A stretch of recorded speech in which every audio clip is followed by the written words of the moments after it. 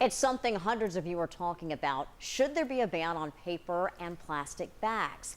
You can vote right now on the WBIR app or on WBIR.com/vote. Now, this conversation sparked from a bill in the Tennessee legislature. It was proposed by a Knoxville lawmaker, and it would prohibit grocery stores, retail stores, and food service businesses from giving paper or plastic bags to customers. Now, there are some exceptions to this law, including bags meant to prevent contamination, to carry unwrapped or hot food items, or bags for dry cleaning and prescriptions. So what are the ecological consequences of using paper or plastic bags?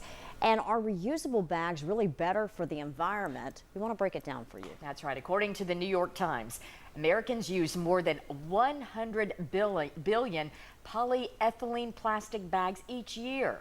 Only a small number are ever recycled because they clog up the machinery at most recycling centers. So they end up in landfills where they can take centuries to decompose. However, a plastic bag doesn't do too much harm sitting in a landfill. So the bigger problem? It's litter.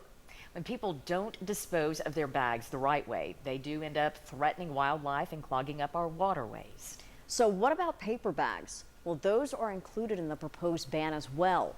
Paper bags do have their problems. Sure, they degrade more easily and they're a renewable resource, but it actually takes more energy to make that paper bag from pulp than it does to make a plastic bag from oil.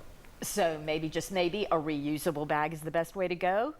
Well, yes, but that's only if you actually reuse it for a long, long time. Britain's Environment Agency found you would have to use those cotton bags or more durable plastic bags 131 times before its global warming impact was less than that of a plastic bag used only once.